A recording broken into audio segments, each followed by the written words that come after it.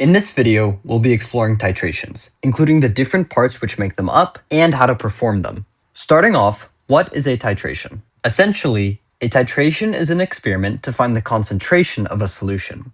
Okay, so now that we know what a titration is and why we do a titration, how do we perform a titration? Our very first step is by taking an Erlenmeyer flask and putting it on our workbench.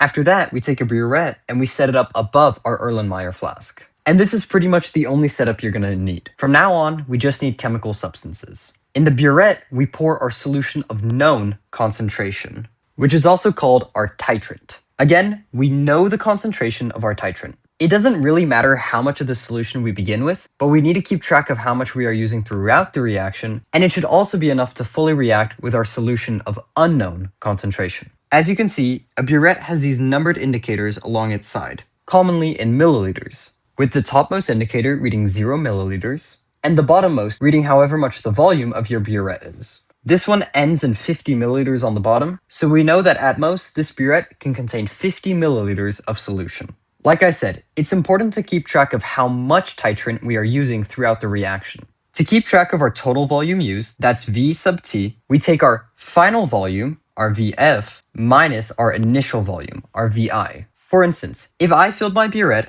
up to the 20 milliliter line, so that means I've got solution all the way up to 20 milliliters.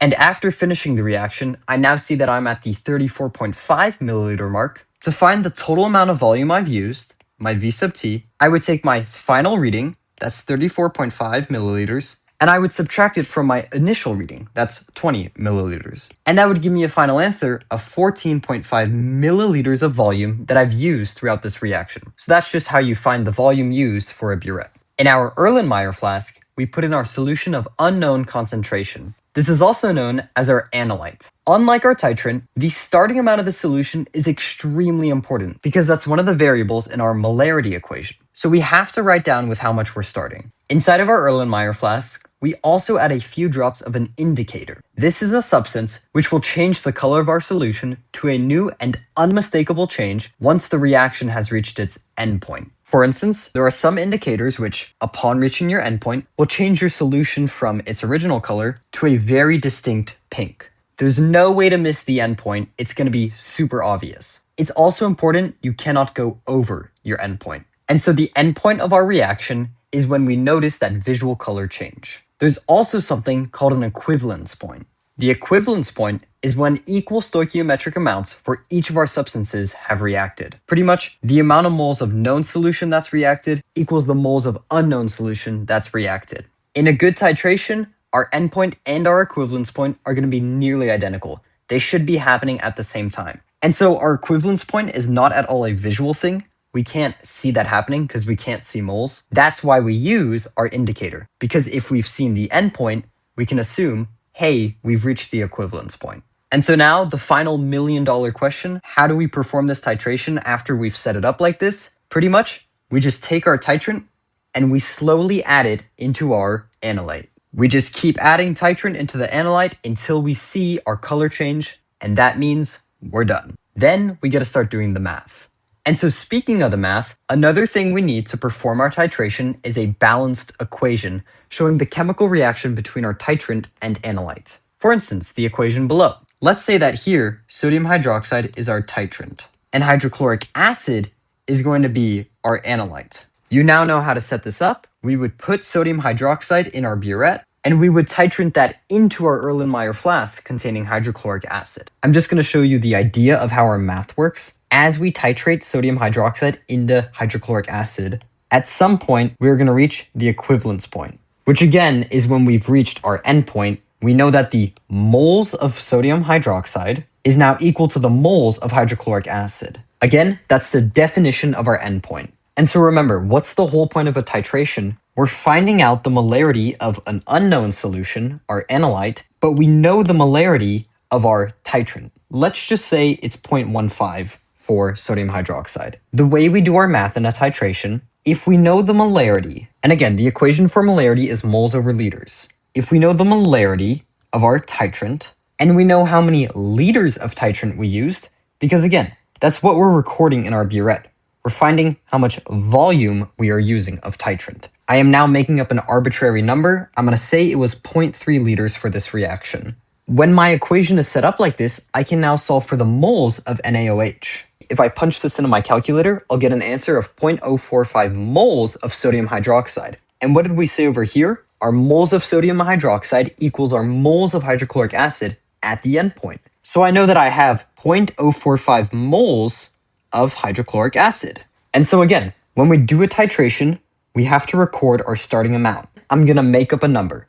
Let's say we started with 0.25 liters of hydrochloric acid, okay? I know my moles and I know my liters, so I can solve molarity. I just divide those by one another. And so I set that up, I punched that into my calculator, and doing that, I would get a final answer of 1.8 molar. That's the concentration of my analyte. So that right there is how we do the math for our titration. It's quite simple. All you have to know is your stoichiometric ratios. And again, for the last time, every single number I used in this problem was made up. As you'll see in the next slide, when we get to actual problems, they'll give you all the information you need to do this math.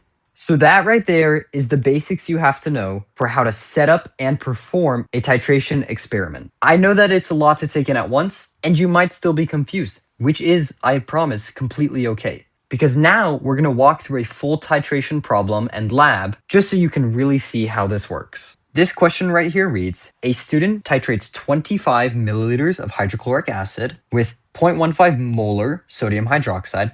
The equivalence point is reached after 32.6 milliliters of sodium hydroxide is added. Calculate the molarity of our hydrochloric solution. So just to unpack this, I don't know the molarity of my hydrochloric solution. So what does that automatically make it? It's going to be my analyte. What does that make my sodium hydroxide? It's going to be my titrant. So I've got that figured out. The first step in any titration problem is just writing down the balanced chemical equation. And lucky for us, this equation is already balanced, so we don't have to worry about adding any coefficients. From here on out, you could just do math to get your final answer, but just to ensure that you truly know how a titration works, I'm going to set up my whole titrant station again and go through every single step. But again, I implore you, do not ever actually do this on a test, because it's a humongous waste of time. I'll start by setting up my burette and flask, and the first thing I'm given from the problem is that I have 25 milliliters of hydrochloric acid, so I'm going to put all of that in my flask. Again, it doesn't matter with how much titrant we start with exactly. Let's say that this is a 50 milliliter flask. I'm going to fill it up all the way. So I'm going to start with 50 milliliters of sodium hydroxide.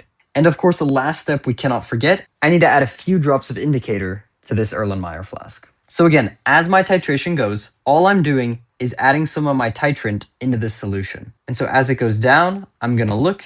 Is it changing color? No, it's not changing color. Now it has changed color. I've reached my endpoint. I've reached my equivalence point. I need to stop adding sodium hydroxide. And again, if I had been doing this experiment in real time, I would find that I'm now at the 32.6 milliliter mark on my burette. To find my volume used, I'll just do my final volume minus my initial volume. The important thing here is to go off of my burette reading for my initial volume, not how much volume of solution I put in the burette. So my final is 32.6, my initial is 0, and I get 32.6 milliliters of volume used. Again, I'm just taking these numbers from the problem. If you did the real experiment, you would get these results, but if you're only given the problem, it's going to tell you what the results of the experiment are. Okay, so now that we have this value, we can do the most important part of our titration. If I use 32.6 milliliters of sodium hydroxide, I've used a certain amount of moles of sodium hydroxide. How do I find my number of moles? Well, I can just use my molarity expression,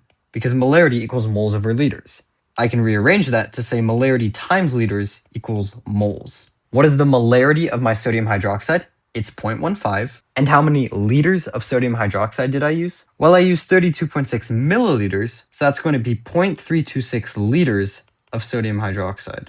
And if I multiply those by one another, I get 0.0489 moles of sodium hydroxide used. Sodium hydroxide and hydrochloric acid are in a 1-to-1 ratio with one another. So if I use 0.0489 moles of sodium hydroxide, I'm going to use 0.0489 moles of hydrochloric acid. Make sure you understand how these ratios work. Again, molarity equals moles over liters.